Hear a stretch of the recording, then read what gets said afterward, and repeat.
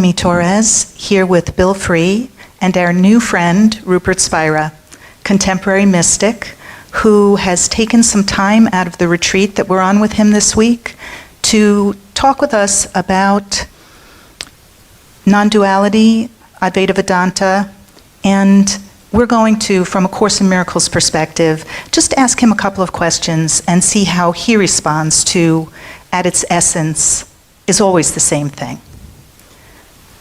Thank you so much for... Not at all. Pleasure to be here with you.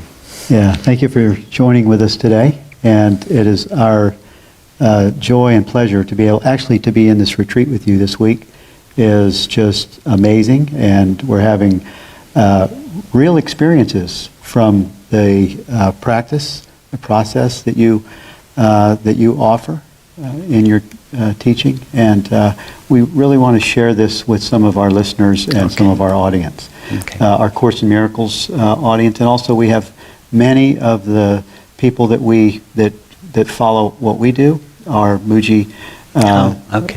They're friends of ours from Muji, from Portugal, and that's what actually led us to you. Okay. Yeah. Good. Okay, so we're aware that you don't know A Course in Miracles. Yes. And Yes. so much the better, because Okay. a fresh perspective really helps. I'd like to just read you a brief paragraph and sort of get your take on this. Projection makes perception. The world you see is what you gave it, nothing more than that. But though it is no more than that, it is not less. Therefore, to you, it is important. It is the witness to your state of mind, the outside picture of an inward condition. As a man thinketh, so does he perceive. Therefore, seek not to change the world, but choose to change your mind about the world. Perception is a result and not a cause.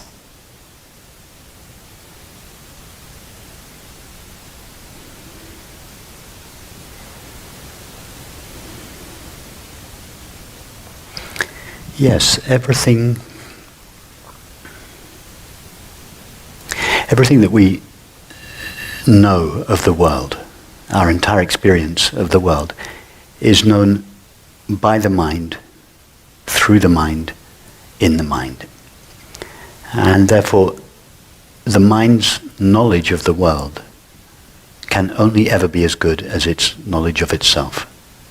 In fact, the way we perceive the world, as William Blake put it in that quote, the way we perceive the world is a direct reflection of the way we understand ourselves. And that is why the highest science, and indeed the ultimate, the highest pursuit that anyone can engage in, is to know the ultimate nature of their own mind. Until the mind recognizes its own essential nature, it cannot expect to know anything that is true about the world. And it is for this reason that, for instance, the Sufi mystic Balayani said, "Whosoever knows their self knows their Lord." In other words, whosoever knows the essential irreducible nature of their own mind knows the absolute reality of the world. And the Course talks about ego mind and God mind, which is a little different than the way you speak of mind. Could you just clarify a bit about mind? Yes.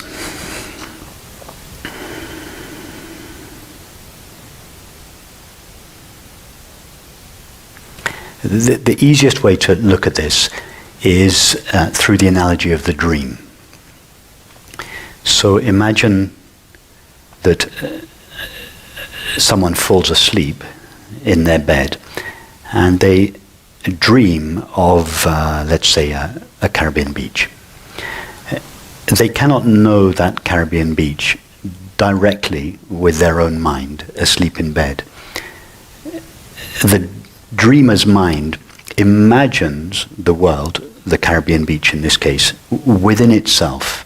But in order to know or perceive that world, the Caribbean beach, the dreamer's mind has to enter its own imagination and appear in the dreamed world as a separate subject of experience, from whose point of view the dreamed world, the Caribbean beach, may be known.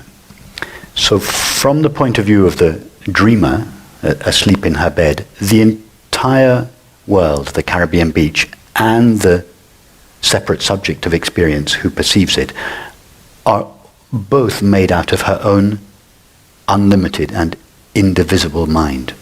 However, in order to manifest the world, in order to create a world, the dreamer's mind has to fall asleep to itself. It has to overlook the unlimited nature of itself and collapse into or localize itself in the separate subject of experience in the dream, from whose point of view the world may be known.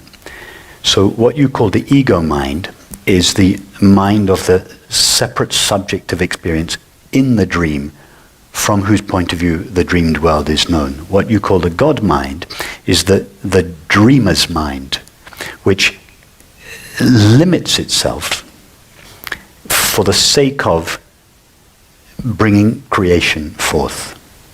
So what is very important to understand is that the ego mind is not something separate or distinct from God's mind. In fact, the ego mind has no status of its own.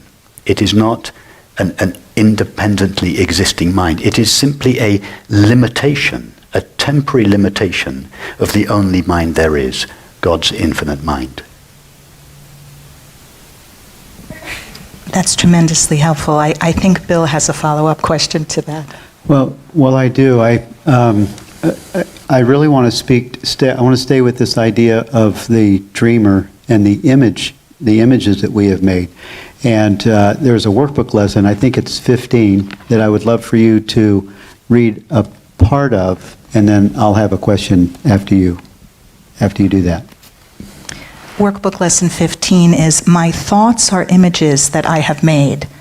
And the first paragraph reads, it is because the thoughts you think appear as images that you do not recognize them as nothing. You think them, and so you think you see them. This is how your quote-unquote seeing was made. This is the function you have given your body's eyes. It is not seeing, it is image making. It takes the place of seeing, replacing vision with illusions.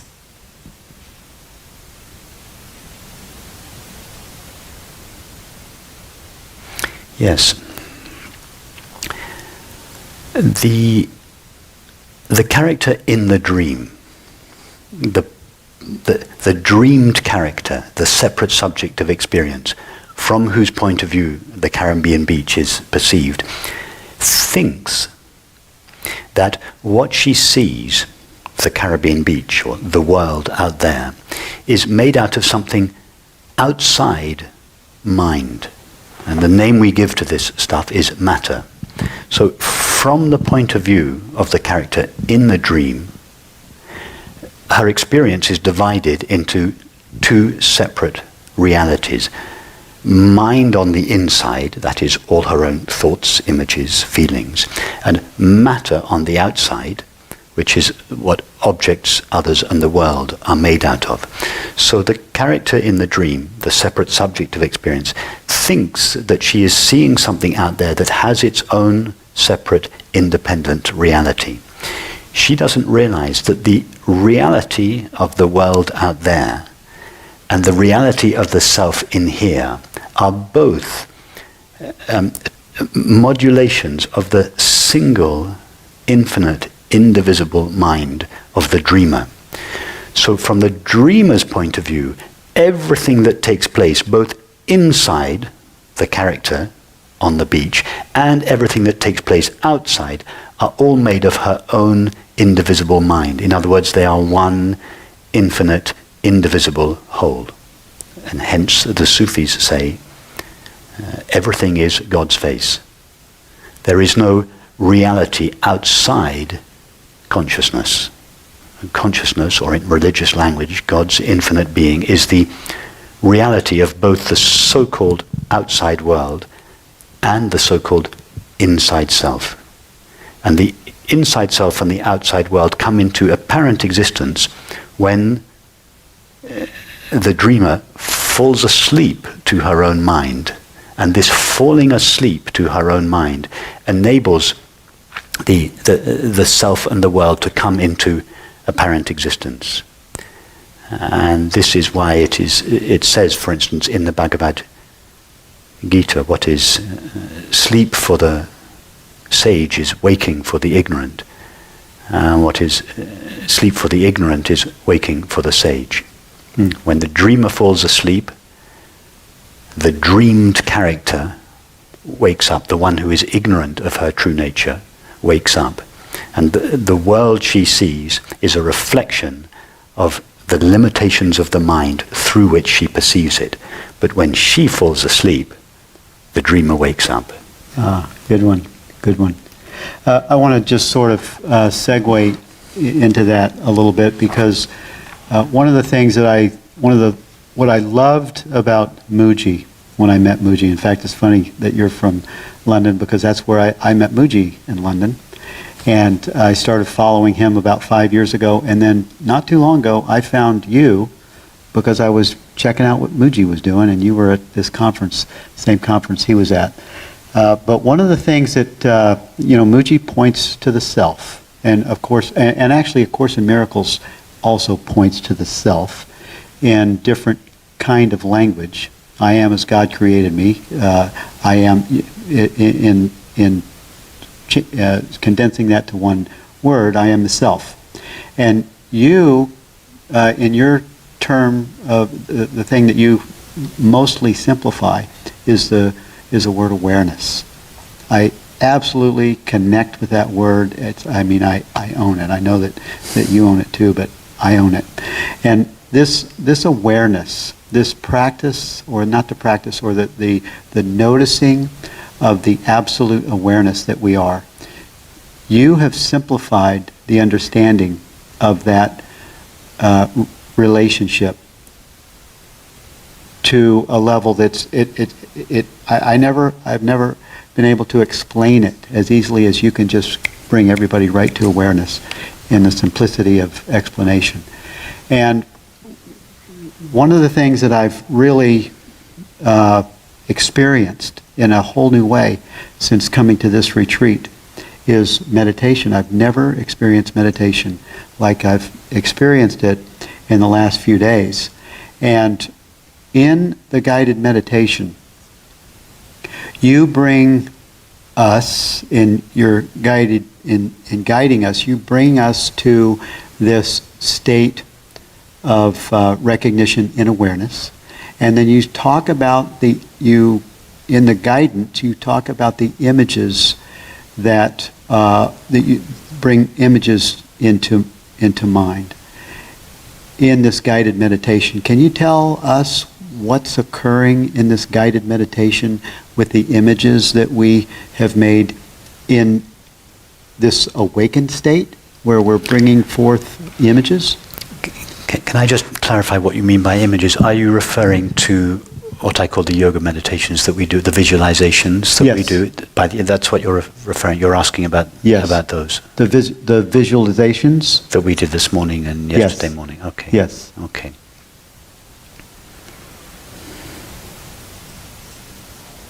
Okay. To explain that, I'm going to have to back up a little bit and put them in the context of the whole teaching and the whole approach to meditation.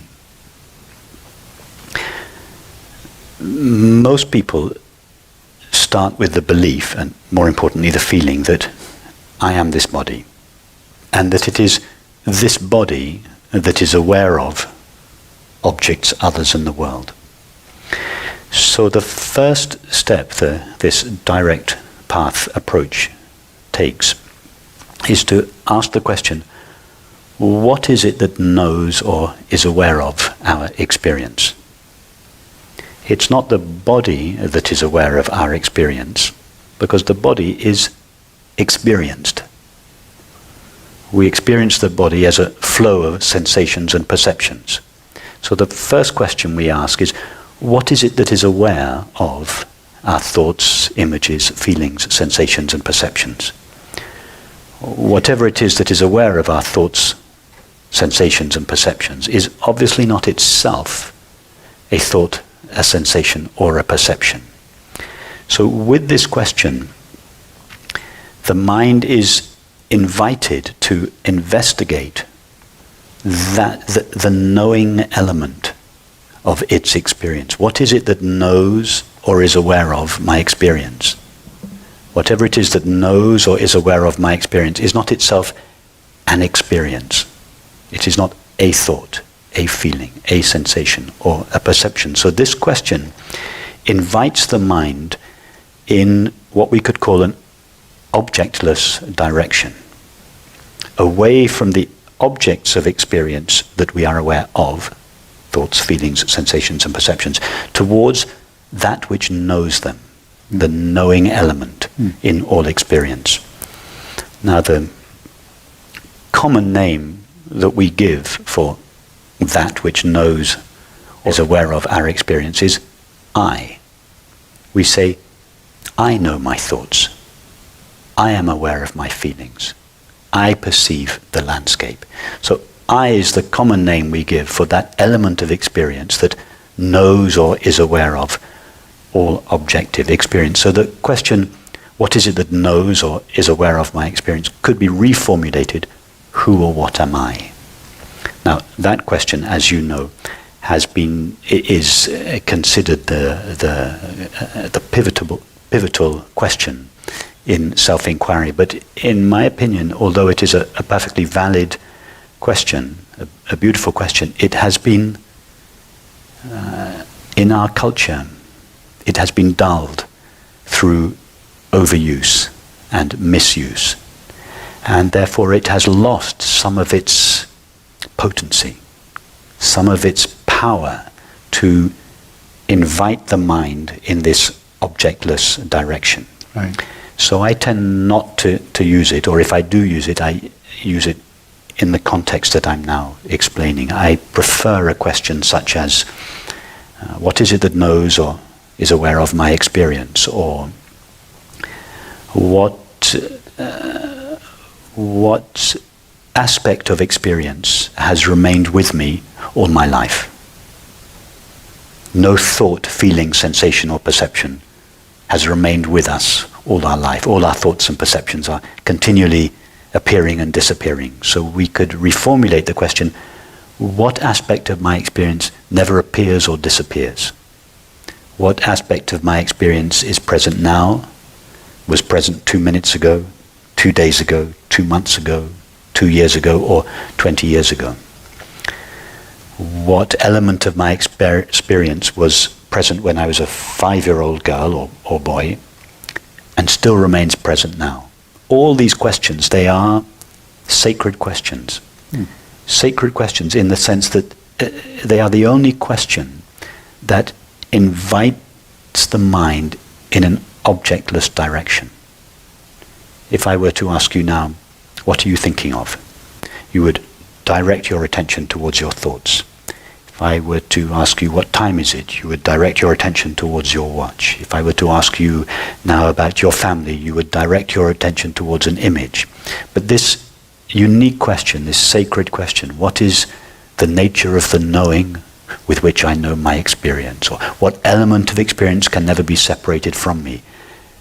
If we ask this question and then we pause and we see where the mind goes in order to find the answer, it doesn't direct itself towards any kind of objective experience. In fact, without realizing it, the mind is beginning to trace its way back to its essence. And this is the process that is sometimes called self-inquiry. In fact, it is not really a process, it's more of a non-process. It is a relaxing or a sinking backwards or inwards or selfwards of the mind, rather than the directing, the controlling or the focusing of the mind. It is the process that Ramana Maharshi referred to as sinking the mind into the heart of awareness. It's the process that Rumi, the Sufi mystic, described when he said, flow down and down and down in ever-widening rings of being. What he was referring to is as the mind flows downwards or inwards in this objectless direction, he said this beautiful phrase, ever-widening rings of being. The mind is, in most cases gradually, occasionally suddenly, but in most cases gradually, the mind is divested of its limitations. And at some point, the mind reaches that aspect of itself which is irreducible, essential, the essential nature of mind, pure, luminous, empty awareness. And that recognition is what is traditionally called awakening or enlightenment. It is not something extraordinary, although it occasionally has extraordinary effects on the body and the mind, and those effects are colourful and exotic, and we hear about them in the traditional literature, but the actual recognition of the nature of our own being is not itself extraordinary. It's a very simple, intimate, familiar, ordinary experience that everybody has equal access to. The Buddha, Ramana Maharshi, had no more access to it than you or I. So this recognition of our essential nature is the culmination of the first step, what I would call the first step. And it is this recognizing. The first step of the meditation? The first step of, let's call it the spiritual approach, this inward-facing path. And we find this inward-facing path in all the traditions. It's the path of discrimination. It's the, in the Vedantic approach, it's the inward-facing path. In the Zen tradition, it's called the Great Death. In the Christian tradition, it's the path of purification. But it's only halfway, and this is something that is not often understood. Many of the traditional Vedantic teachings and the contemporary teachings that come from the Vedantic approach stop there. They focus on the recognition of our true nature.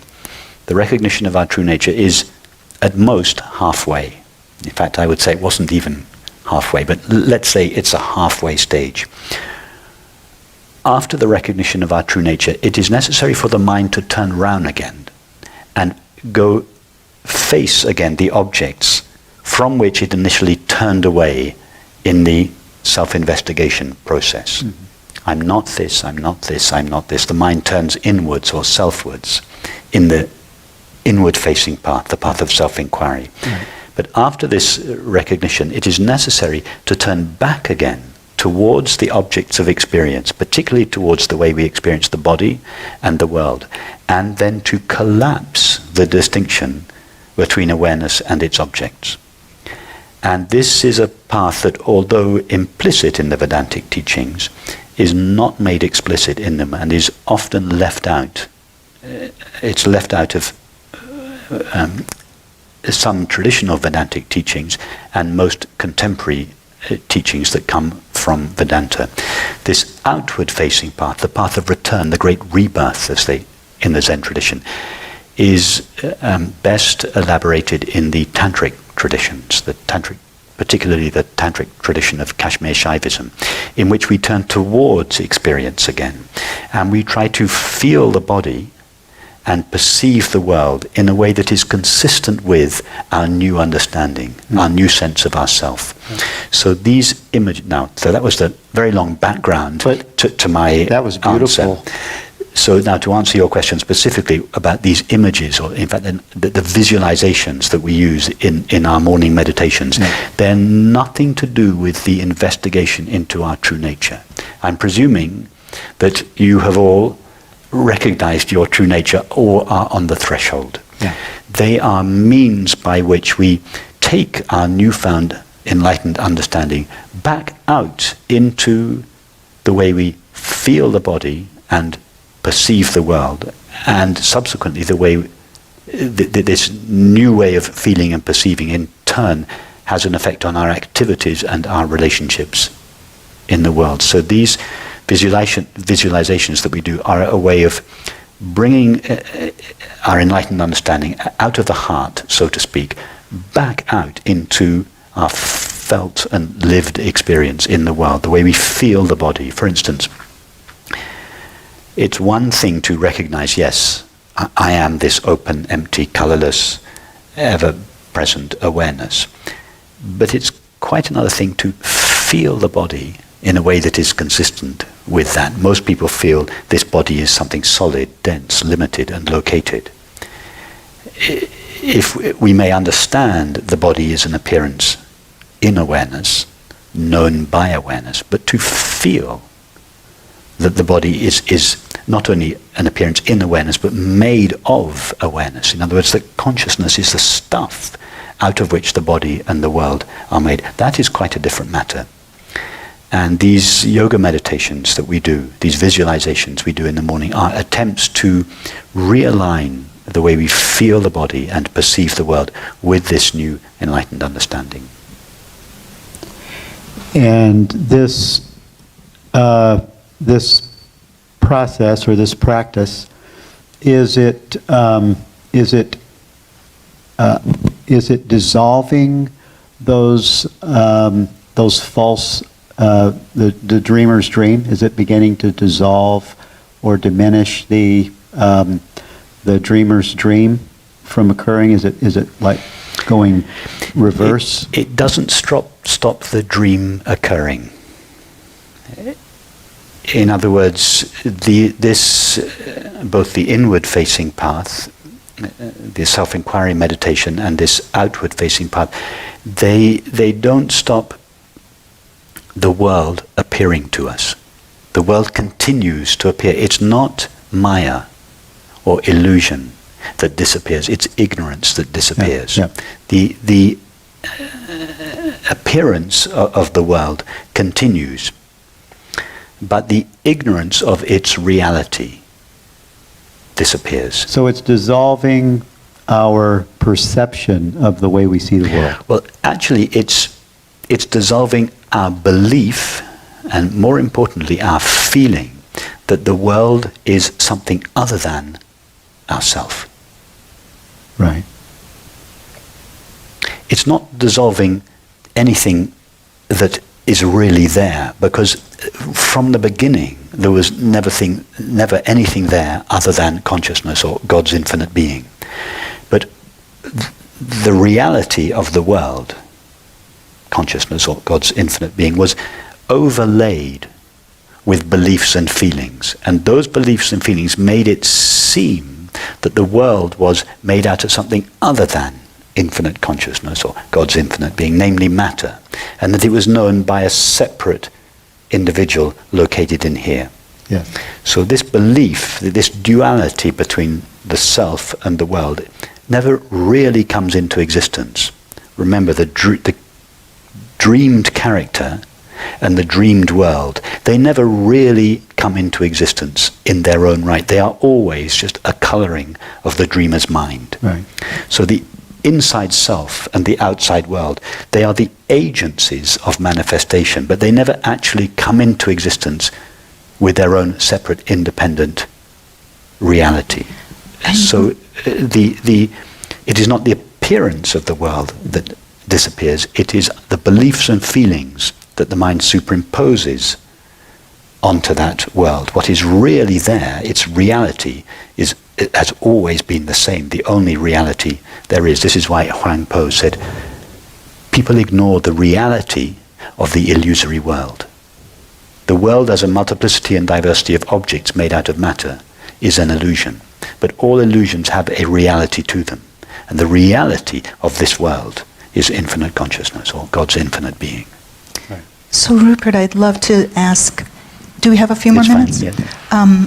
Something I'm sure Course in Miracles people are wondering, because I'm often asked this, I'm sure Bill is too. The Course puts it this way, that into the mind of God crept a tiny mad idea that we could separate from God. And the Course says to us, you are the dreamer of the dream. So many people say, why? Why would we do this? Well, into the mind of God crept a tiny mad idea. Where did that tiny mad idea come from? Did it come from outside God's mind? No. Is there anything outside God's mind? And how could something that appears in God's mind be a tiny mad idea? Are we saying that God is mad? Are we saying that God is capable of ignorance? No, we are not. This tiny mad idea, the idea of separation, didn't creep into God's mind by mistake from the outside. God freely of herself assumed the separation in order to bring forth creation. Remember that the dreamer asleep in her bed cannot directly know the Caribbean beach. She has to fall asleep to her own mind. She has to enter her own imagination as a separate subject of experience. It's only from the point of view of that separate subject of experience that the dreamer's mind can know itself as the world. In other words, our separate, limited minds are not the entities, but are the agencies through which God's infinite being knows itself as the world. In other words, God's infinite mind freely assumes the form of the finite mind in order to bring manifestation out of itself, out of its own being, into existence. So the separate self is not a mistake. It's not a problem.